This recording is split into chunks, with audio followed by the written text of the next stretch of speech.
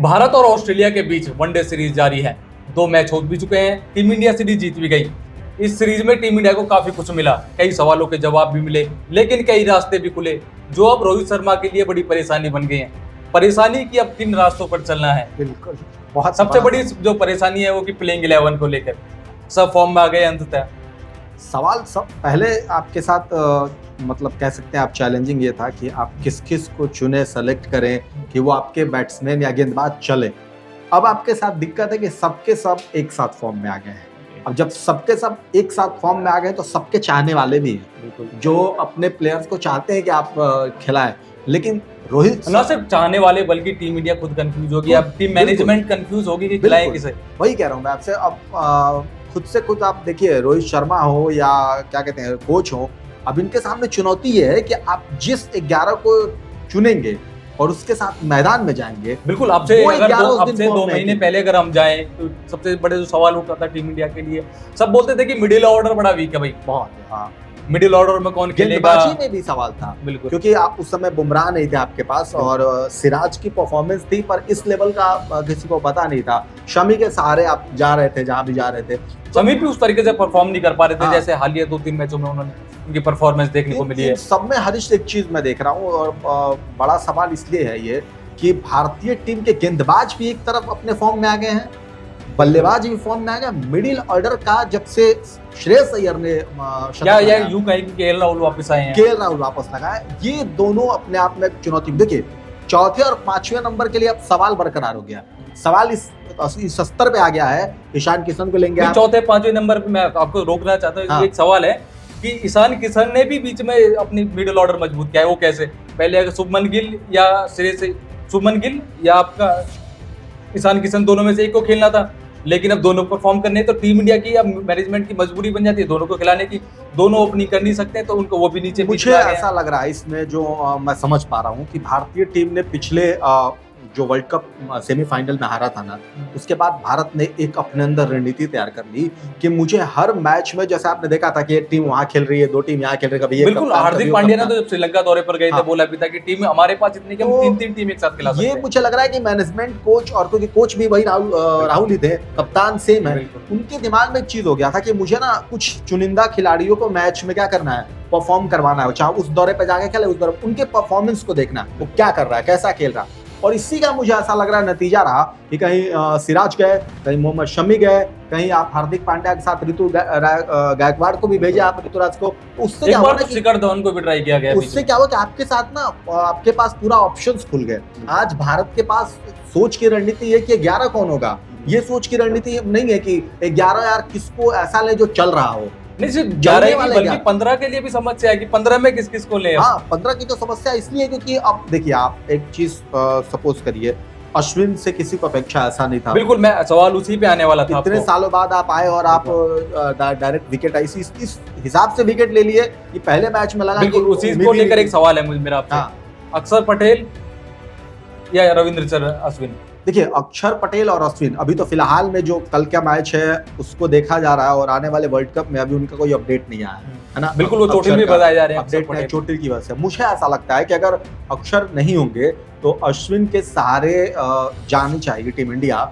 वजह एक ये भी है कि हम पहले भी इसमें बात कर रहे थे, ऑफ स्पिनर और लेग स्पिनर, इस पे हमारी चर्चा। अगर हमारे पास लेफ्ट आर्म स्पिनर एक रविंद्र जडेजा हैं और कहीं ना कहीं कुलदीप को आप रखेंगे टीम में, अगर रखेंगे तो अश्विन की भूमिका कहां पे रहेगी? क्योंकि एक सवाल है, देखिए, भारतीय पिच पे भारतीय टीम वो गलती नहीं करेगी जो बाकी टीम अपने मैचों में किया करती है, अपने होम ग्राउंड पे किया करती है। वो ये है कि जैसे ऑस्ट्रेलिया में अगर मैच हो रहा है तो पेसर्स के साथ आते हैं। बिल्कुल, भारतीय फिर भी एक स्पिनर्स को उसमें रखता है क्योंकि उसको पता है कि थोड़ा सा भी अगर टर्न भारतीय स्पिनर्स को मिलना शुरू हो गया तो वो अकेले काफी है ना।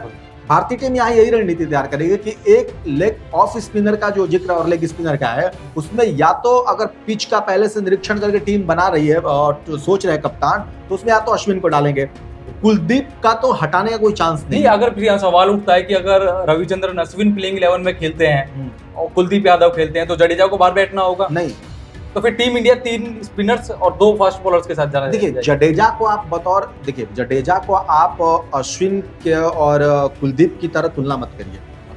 इसलिए मत करिए क्योंकि जडेजा जो है वो बैटिंग भी उनकी उसी लेवल की है जिससे गेंदबाजी है। मतलब आप कह सकते हैं ना कि वो एक 3 डायमेंशनल पार्ट प्लेयर। टाइम का गेंदबाज अच्छी गेंदबाजी करने लगा है, समय समय पे गेंदबाजी में भूमिका निभा के। लेकिन कुलदीप और अश्विन जो है वो अपने आप में पहले बॉलर हैं, इसके बाद आप उनसे बैटिंग की अपेक्षा करेंगे।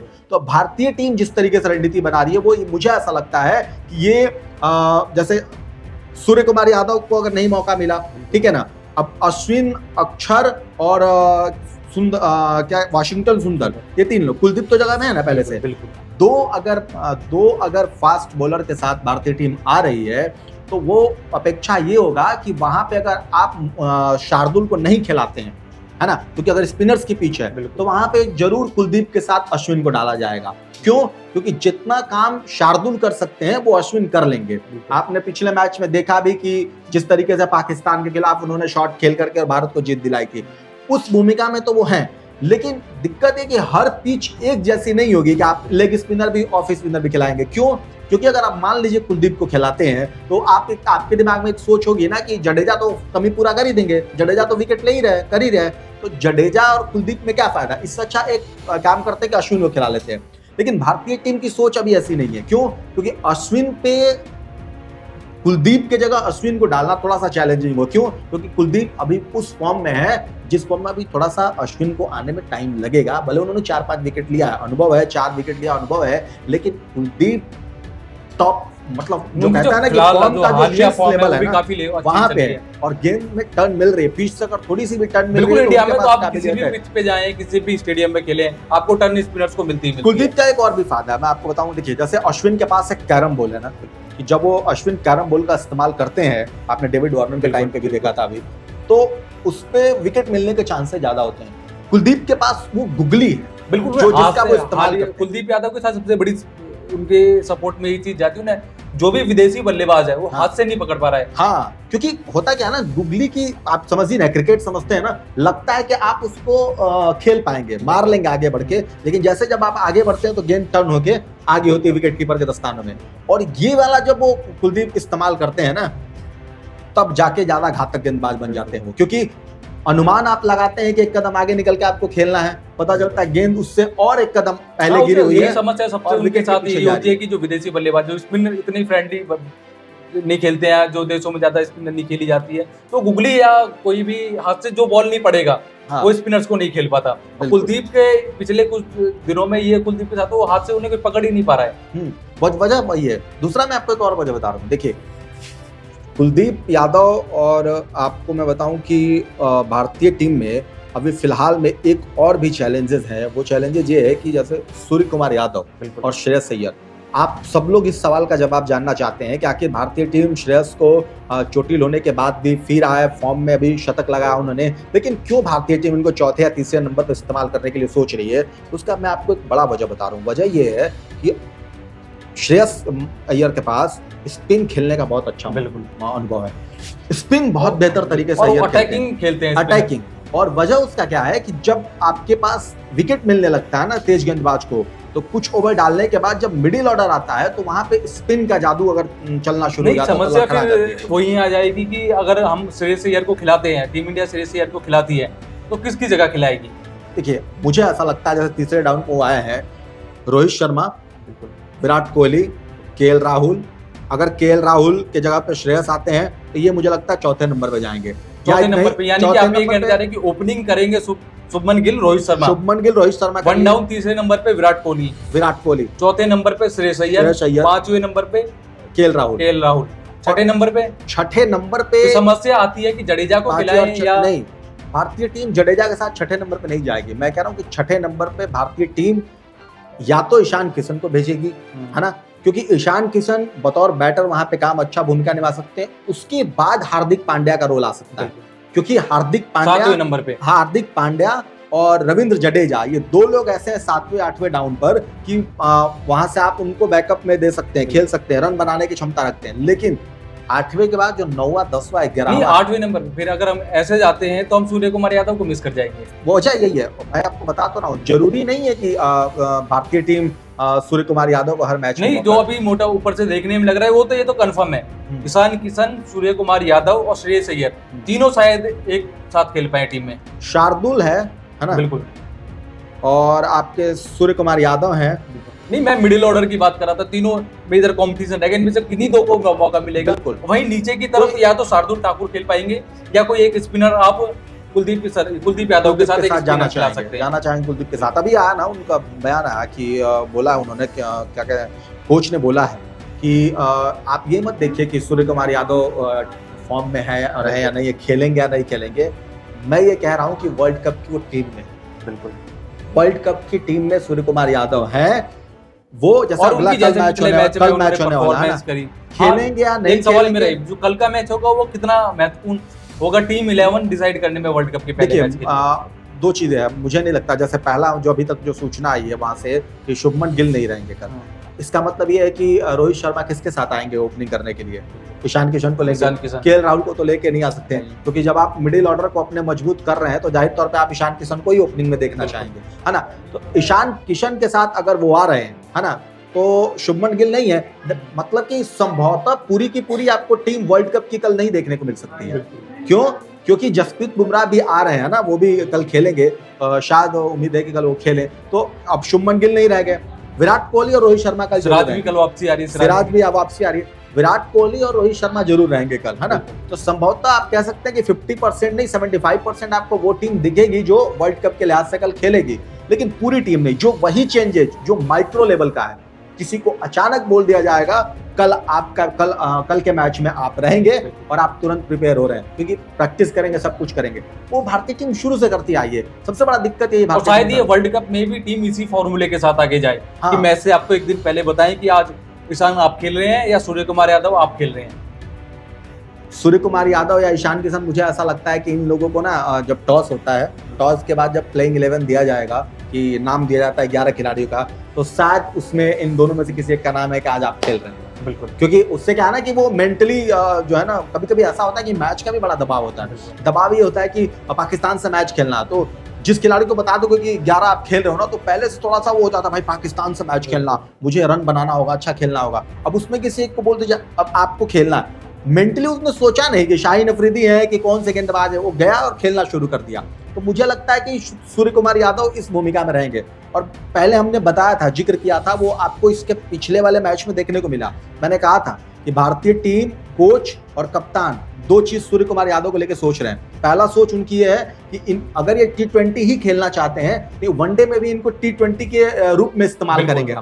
बैटिंग ऑर्डर उनका नीचे कर दिया या तो आप 40 से 50 ओवर के जब बचेगा उसमें अगर आपके पास रन बना रहा तब जाइए, लास्ट की इनिंग हो, सेकंड इनिंग हो तब, या पहली इनिंग हो तभी भी, है ना। तो उसमें क्या है कि अगर मान लीजिए कि शुरू के आपके 3 बल्लेबाजों ने अच्छा रन बना दिया और 40 से 50 में अगर आपका कोई विकेट गिरता है, तो वहां पे आप किसी ऑर्डर का इस्तेमाल नहीं करेंगे कि भाई ये नंबर तो ईशान किशन का था तो किसको भेजे। वहां पे तुरंत यही डिसीजन लिया जाएगा, 40 से 50 है तो सूर्य कुमार यादव को भेजिए, क्योंकि ये तेजी से खेल सकते हैं उसमें, क्योंकि इनके दिमाग में यही चीज आएगा, मुझे रन बनाना है। सूर्य कुमार यादव ने इस बात को स्वीकार किया। दूसरा विकल्प हार्दिक पांड्या का भी रहेगा। हार्दिक पांड्या का रहेगा। ईशान किशन और केएल राहुल और श्रेयस अय्यर की जिम्मेदारी इसलिए ज्यादा बढ़ गई है क्योंकि इनको मिडिल ऑर्डर में खेलना, और मिडिल ऑर्डर में ही अगर जो भारतीय टीम अगर बढ़िया परफॉर्मेंस करती है तो बड़ा रन बनाने में तब्दील कर पाएगी। उदाहरण के तौर पर आप देख सकते हैं पिछले मैच में क्या हुआ, 400 रनों का जो स्कोर भारतीय टीम ने खड़ा किया था जो जीतने के लिए ऑस्ट्रेलिया को, उसमें अहम भूमिका क्या थी? शुरू का विकेट उनका चला गया, आउट हो गए। वो आउट होने के बाद क्या कहते हैं, इस तरीके से शुभमन गिल ने श्रेयस अय्यर के साथ जो विकेट की साझेदारी की, वो क्या था? वो यही था, इस बात का कि इस लेवल तक आप जब खेलने के लिए गए। उनके बाद आप देखिए केएल राहुल आए, सूर्य कुमार यादव आए, जो भी रहा, ईशान किशन भी इंडिया के साथ ही हमेशा से रहा। अगर इंडिया का टॉप ऑर्डर परफॉर्म करता है तो नीचे इंडिया के पास इतना पावर है कि वो अच्छे रन बना सके। अभी जो भारतीय टीम है वो दुनिया की ऐसी टीमों में शुमार है कि शायद अगर 11 किसी भी खिलाड़ी के साथ जो भी फॉर्म में चल रहे हैं, भारतीय टीम अगर मैदान में जाती है, जो चीज कभी टीम इंडिया की वीकनेस हुआ करता था मिडिल ऑर्डर, आज देखिए अगर फॉर्म में खेलते हैं वर्ल्ड कप में तो शायद सबसे बेहतरीन और सबसे मजबूत middle order team India middle order से लेकर आपके पास मिडिल ऑर्डर में केएल राहुल है, आपके पास मिडिल ऑर्डर में हार्दिक पांड्या है, आपके पास सूर्य कुमार यादव, आपके पास ईशान किशन, जो और ये सिर्फ बल्लेबाजी नहीं करते, ऐसी करते हैं कि विस्फोटक बल्लेबाजी। मैं आपको एक बात बता दूं, अगर क्रिकेट में एक माहौल भी बहुत बड़ी चीज होती है। कोई टीम जैसे ऑस्ट्रेलिया है ना, ऑस्ट्रेलिया मैच कभी कभी कम रन बनाती थी तो वो दबाव में मैच जीता करती थी। बिल्कुल फील्डिंग का दबाव बना देगी, जो आसपास का जो बैटिंग जो कर रहा है विकेट कीपर के पास, स्लीपर जो ये सब आसपास का जो जगह है, ऐसे प्लेयरों को खड़ा करेगी, वैसे से कमेंट में अपनी बात को अपने प्लेयर को मतलब बनाएंगे कि उसको बैटिंग करने वाले बहुत ज्यादा दबाव बनेगा, है ना। भारतीय टीम अभी इस काबिलियत में, भारत अगर 3 गेंदबाज अगर लेके उतर जाए तो दुनिया का सबसे बेस्ट गेंदबाजी भारत के पास है। बिल्कुल, तो उतरना क्यों नहीं है, क्योंकि सवाल यही है। उसका सवाल ये है कि दिक्कत क्या है, आप 3 गेंदबाज लेकर के जब आप मैदान पे जाएंगे, सर्वश्रेष्ठ गेंदबाज जो आपको विकेट निकाल के देंगे, तो परिस्थिति मैच का जो है वो मैदान पे जब खेला जाता है तो पिच भी उसमें अहम भूमिका निभाती है। बैटिंग जैसे आप कह रहे हैं ना, राजकोट का पिच है, बिल्कुल आप कह सकते हैं कि हाईवे है वो, उस पर रन बनेंगे जैसे मोहाली में बन रहे हैं। अब बताइए कि अगर मान लीजिए आपके पास कोई गेंदबाज है, 400 रन भी बन गया, तो अगर आप चेस कर रहे हैं तो आपको बनाना तो पड़ेगा ना। जरूरी नहीं है कि एक मैच में तीनों गेंदबाज, अगर रावलपिंडी एक्सप्रेस दुनिया के माने जाने गेंदबाजों में सकते हैं, हर में विकेट नहीं निकालते थे, लेकिन भारत के पास कहा जा रहा है कि वैसी वो टीम में गेंदबाजी है कि दहशत तो कायम कर ही सकती है। अगर ग्राउंड पर अगर चला जाए लोगों के पास तो पहले से डर पैदा हो जाएगा, कहाँ पे मैसेज तो एशिया कप से भी पहुंच गया होगा। हाँ, एशिया कप से पहुंच गया। ऑस्ट्रेलिया जैसी टीम को अगर भारत 400 ठोक दे, 2 बैक टू बैक मैच, पूरी टीम नहीं है भारत की, आप कह सकते हैं भारत के वो खिलाड़ी नहीं है जो इंपॉर्टेंट है, वो खिलाड़ी हैं जो अभी आप कह सकते हैं कि धीरे धीरे मैचों में अभी अपना जगह बना रहे हैं। वो खिलाड़ी भारत के सीरीज को भारत ने उन खिलाड़ियों को क्या कर दिया, धूल चटा दिया ऑस्ट्रेलिया के। तो भाई एक जो कसक रही इस सीरीज में थी कि अगर स्टार्क होते, मिचेल स्टार्क, तो अच्छी प्रैक्टिस हो जाती है टीम इंडिया की। हाँ, वो कैसे आएंगे वो नहीं, लेकिन आप मैंने देखा डेविड वार्नर का भी, मुझे वो खेल बिल्कुल अच्छा नहीं लगा। हाँ, ऑस्ट्रेलिया जो पहली ऑस्ट्रेलिया थी, या हम जिस ऑस्ट्रेलिया को हमें देखने की आदत है, इस सीरीज में पूरे में ऑस्ट्रेलिया बिल्कुल नीचे लगी रही। स्मिथ भी उस लेवल से नहीं खेल पा रहे हैं। मुझे तो ऑस्ट्रेलिया को देख के ऐसा लग रहा है कि ऑस्ट्रेलिया T20 के लिए अपने प्लेयरों को लेकर आई है वर्ल्ड कप के लिए, T20 का वर्ल्ड कप खेलने के लिए, क्योंकि आप सारे के सारे ऑलराउंडर रखते हैं। देखिए 50 ओवर का मैच ऐसे जीतना बड़ा मुश्किल होता है, क्योंकि रणनीति होती है उसके लिए, और आपको बड़ा टाइम देना पड़ता है पिच पर आकर के, परिस्थिति के हिसाब से बैटिंग बॉलिंग करनी होती है। ऐसा भी नहीं कह सकते, जो प्लेयर्स हैं ऑस्ट्रेलिया के बुरे नहीं है, वही खिलाड़ी है। आप डेविड वार्नर की बात करें, लबुशेन है या स्टीव स्मिथ है, मिचेल स्टार्क, खिलाड़ी अच्छे हैं, लेकिन पता नहीं उनमें अंदर से दिखता नहीं है कि वो ऑस्ट्रेलिया है। वजह इसका यही है T20 का गेम। दरअसल दिक्कत क्या है, दिमाग में एक चीज चल रहा है, जैसे उनको क्या लगा ना कि 33 ओवर में मुझे 300 इतना रन बना देना है जी, है ना। उनको ये समझ में नहीं आया 33 ओवर है, 20 ओवर मत खेलिए। अगर 20 ओवर में 200 रन बनाते हैं, 10 ओवर में 100 रन भी बनाते तो आप मैच में लड़ सकते थे। लास्ट में 9वें नंबर का आपका, 8वें नंबर का आपका गेंदबाज बैटिंग की भूमिका में इस तरीके से बैटिंग कर रहा है, तो आप मैच में कितना करीब जाते हैं। लेकिन उन्होंने रणनीति नहीं बनाई। खैर वो उस समय का जो भी हो, ऑस्ट्रेलिया जिस हिसाब से सोच रही हो, लेकिन भारतीय टीम इस बार मुझे ऐसा लगता है कि वर्ल्ड कप में जिस तरीके से तीनों फॉर्मेट में नंबर 1 बिल्कुल, एक रिकॉर्ड भी रहा है जीतने का, जो टीम नंबर 1 रहती है हमेशा वर्ल्ड कप जीतती है। ये बहुत अहम सवाल भी है, क्योंकि आप देख लीजिए इंग्लैंड जीता, उसके पहले इंग्लैंड न्यूजीलैंड को जब हराया, उसके बाद वो नंबर 1 था, फाइनल में न्यूजीलैंड को हराया, वो वर्ल्ड कप जीता। ऑस्ट्रेलिया के साथ भी ऐसा था। भारत तो तीनों फॉर्मेट में नंबर 1 है। सबसे बड़ी बात है कि भारत तीनों फॉर्मेट में नंबर 1 है ना, और ओडीआई खेलना उसको वर्ल्ड कप का, वो भी इंडिया में। इतिहास तो यही बताता है कि भारत इस बार चैंपियन बनने जा रहा है।